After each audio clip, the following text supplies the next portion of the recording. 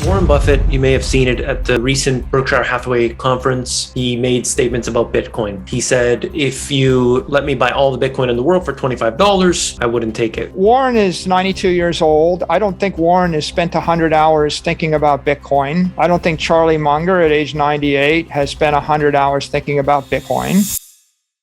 Warren Buffett, you may have seen it at the recent Berkshire Hathaway conference. He made statements about Bitcoin.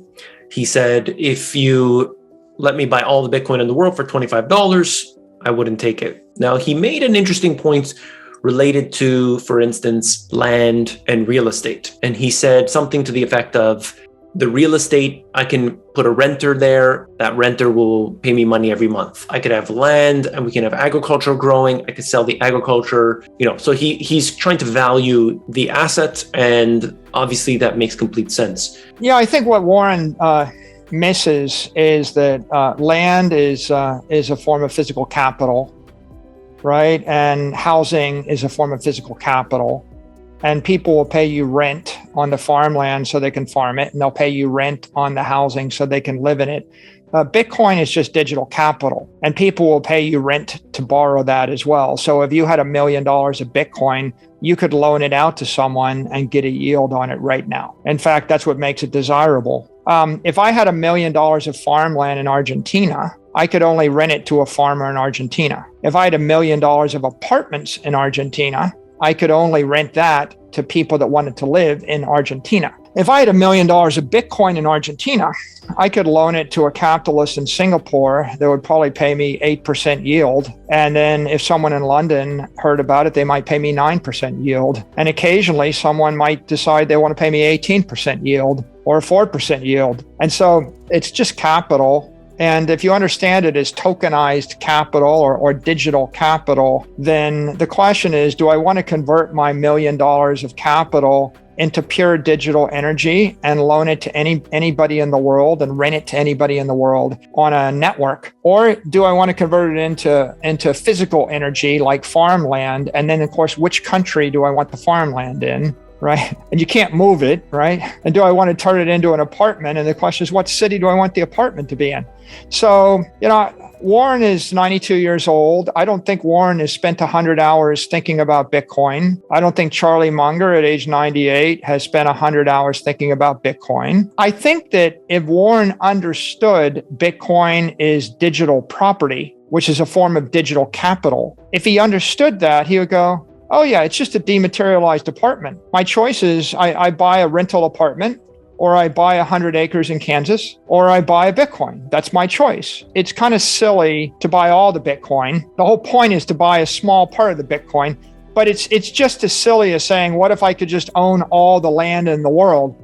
Well, you don't really want to own all the land in the world because you want other people in the world in the network that are motivated by ownership to trade with you. So I really think that's like the wrong way to think of it. The right way to think of it is, would I rather own $1 million of apartments in New York City, or $1 million of land in Kansas, or $1 million of land in Nigeria, or $1 million of Bitcoin anywhere? And what can you do with property? You can rent it, you can develop it, or you can mortgage it. Can you do that with land? Yes. Can you do that with a building? Probably. Can you do that with Bitcoin? Certainly. You can do it with all three of those. The difference is you can mortgage Bitcoin, you can borrow against Bitcoin from any bank in the world, whereas it's probably hard for you to borrow against land in Central Africa from a bank in New York. They probably won't give you the mortgage. So it's hard to mortgage things that have physical nexus. Try to get a mortgage on your house in Ukraine or in Moscow right now. If you live in San Francisco, right? They'll laugh at you.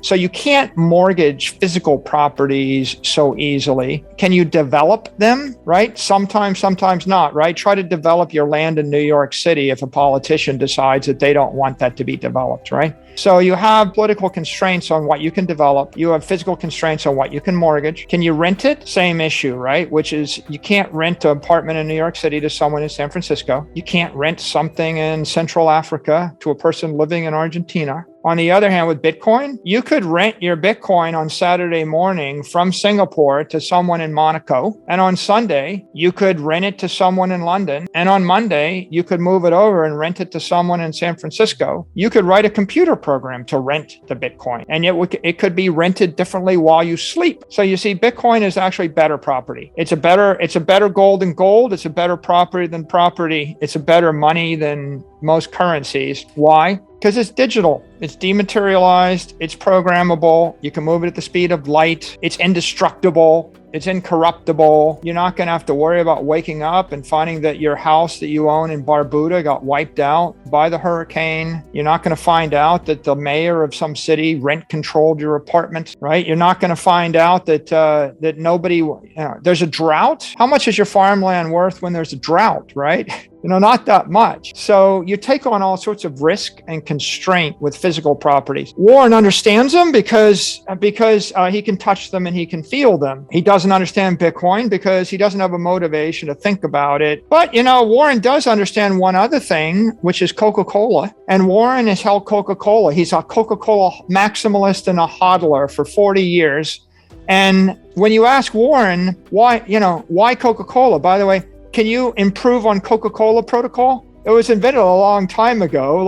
How many people have come up with a sweeter, better, more interesting drink than Coca-Cola? It's not a complicated idea, and yet Coca-Cola reigns dominant. And what's the value proposition of Coca-Cola? It's the greatest beverage brand in the world, maybe other than water. You got water, and then you walk into a restaurant and they say, what do you want to drink? You say Coke or Diet Coke, and they have it. Now try ordering Diet Dr. Pepper or Diet Mr. Pibb or Diet, Strawberry Sarsaparilla, and they look at you like you're crazy. Now here's the big idea. The idea of Coca-Cola is embedded in the heads of billions of people.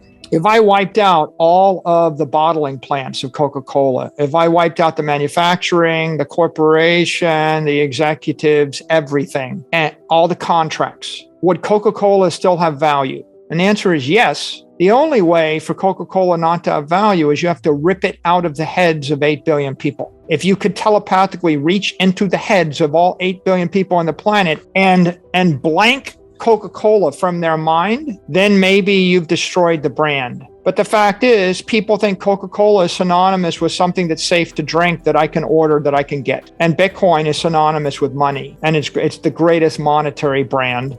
So certainly, if water is to Coca-Cola as the dollar is to Bitcoin, in a way, and some people just don't take the time to figure it out. I mean, you can't begrudge, two business people that lived into their 90s for not grasping the new thing that the 20-somethings are figuring out. It's not, if I'm 90 years old or 92 or 98, and you come along with some great telepathic, implant and ask me my opinion, I might say, it kind of scares me. I'm not so sure about it, but, so be it, right? I mean, it's not my job to be up on every technology, every minute of my life. People should be thinking for themselves on this matter and come to their own conclusions.